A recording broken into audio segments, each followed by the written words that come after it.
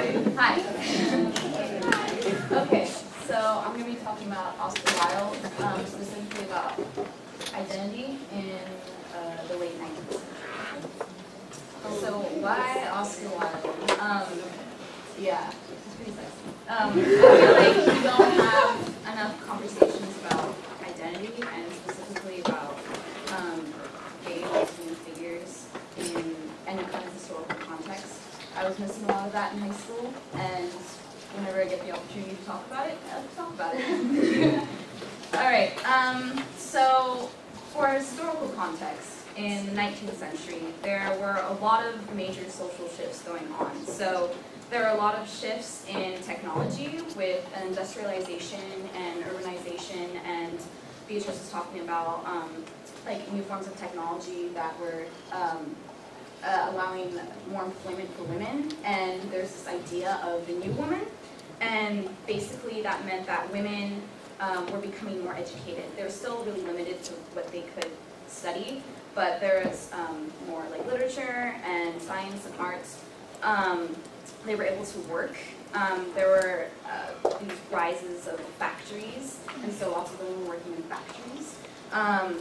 And whenever you have a change, like a social change in one, if you want to think about the genders, two polars, in one gender, it's going to affect the other gender. So on a smaller scale, there were a lot of shifts in masculinity that was happening in society at the time. So because women are becoming more empowered, that means men can kind of loosen their grips on masculine patriarchal power. Not to say that there wasn't still patriarchy happening, but it was still changing.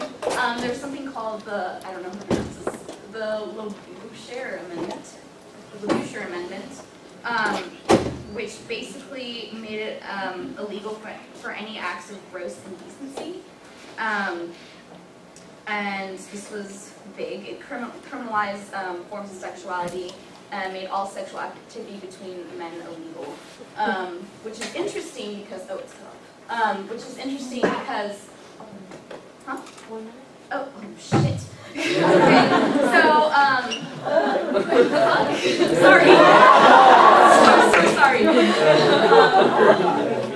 There's always been sexual activity between men, but what was happening now was gender, feminine gender. That's where Oscar Wilde comes into play. Oscar Wilde, he shifted notions of identity. He was effeminate in his gender, and it was a big deal. He was notorious for his gender in his time. However, he was successful in the 1880s with his poetry and his literature, not so much his plays, until he started getting further into it. He received many homosexual accusations. He went to jail in 1885, which is interesting because in 1884 he got married to this woman named Constance Lloyd. And there are rumors that he got married just to escape all these accusations.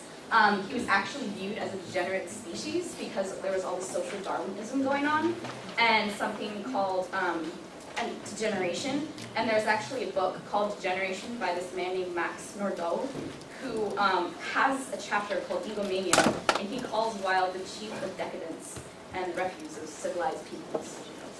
Okay, these are some quotes by Oscar Wilde about identity. Any preoccupation with ideas of right and wrong conduct shows an arrested intellectual development. One can find an intense personality being created out of sin. Okay, and how this relates to theater history.